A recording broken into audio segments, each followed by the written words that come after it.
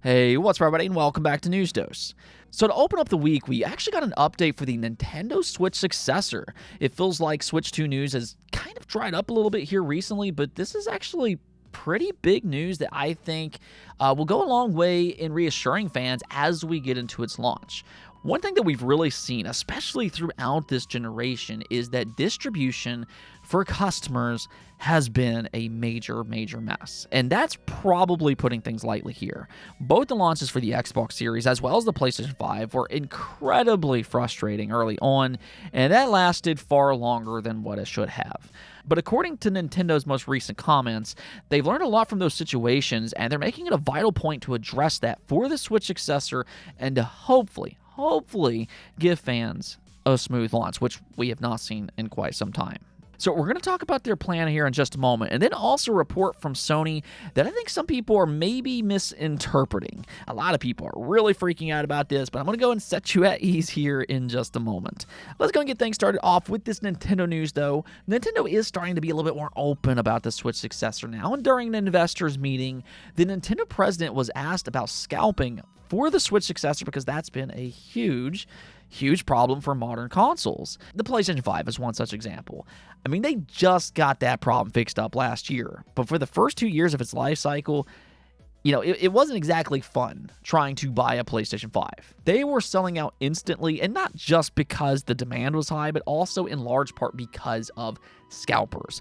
They had bots prepared to buy up as much stock as they possibly could, and then they were marking up the price on the secondhand market. It was honestly ridiculous. And I think the fear right now is that could potentially be even worse this time for the Switch successor with all of the advancements that we've seen for AI since then.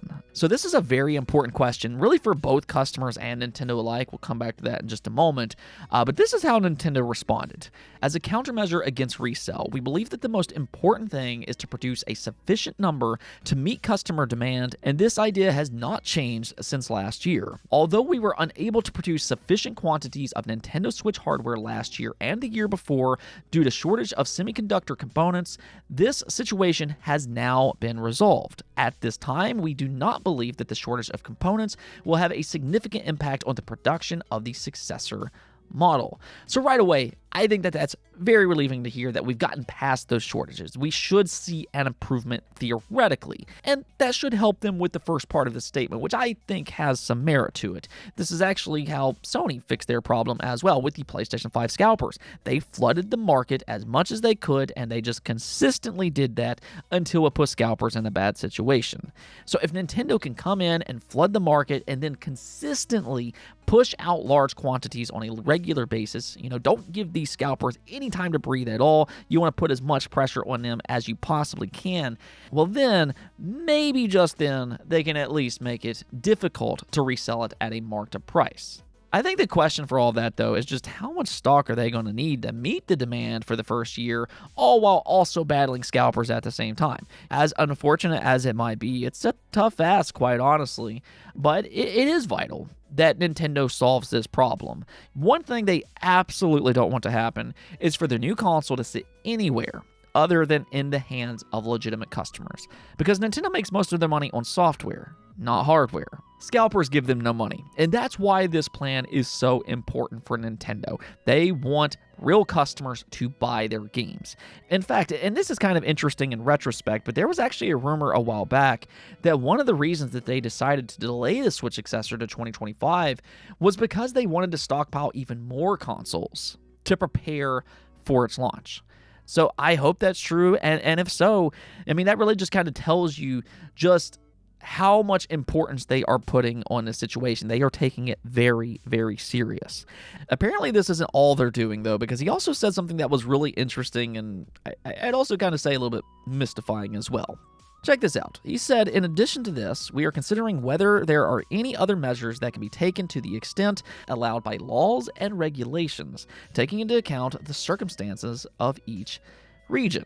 Now, I'm not exactly sure what he's necessarily alluding to here, that they would need to abide by the law, but there are some things that they could maybe try to do. One thing that they could do is they could sell consoles directly from their website and limit them to just one per person. They could also talk to different retailers like Best Buy, Target, Walmart, and all of those places to make sure they do the exact same thing. If they're not willing to sell one per customer, then, don't let them sell the Switch successor early on.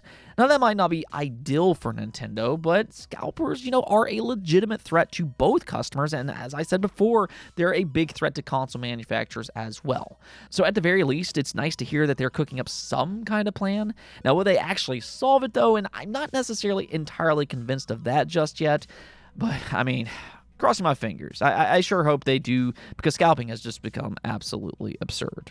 Let me know what you all think about all this, though. Do you think Nintendo has a legitimate chance to be the first to solve this problem? And also, what's your idea as to what they could possibly do here? Let me hear it in the comments below. Okay, now we also got a story over the weekend that at first glance is terrifying for anybody who supports physical media. We can see this report here, which reads, Sony will cut around 250 jobs from its recordable media business key manufacturing hub in northeastern Japan and offer early retirement packages to its employees, sources close to the matter said Saturday. The electronics and entertainment conglomerate will also gradually cease production of optical disc storage media products, including Blu ray discs, according to the sources. Now, again, the way this report was worded, as well as many following reports and headlines, this had a lot of people really freaking out that this is just kind of the end of Blu-ray as we currently know it. This not only would affect HD movies, but it could also potentially impact the console market, such as PlayStation, which uses Blu-ray discs. This essentially could mean that their next console is going to be digital only, and that this is pretty much it for physical. However, that's not exactly what's happening here. Thanks to the handiwork of Twitter and its community notes, this has since been corrected with added context. You gotta love it. But as you can see here, it says this refers to recordable media, blank discs, and not Blu-ray releases of their products. More so, and it's also been pointed out that this is only happening specifically in Japan for the time being. Now, that doesn't mean that this won't happen in other regions down the line as well, but for now, as of today, the important takeaway from this report is that this doesn't impact press discs.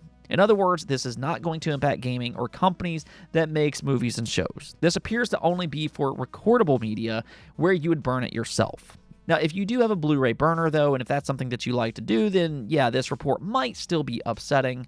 But truth be told here, I don't really think Blu-ray burning is all that common. I remember people used to do it a lot with DVDs back when I was in high school. That's been, 14 years ago? But I don't think Blu-ray burning ever really took off the same way, which would kind of explain why Sony might be shying away from that technology.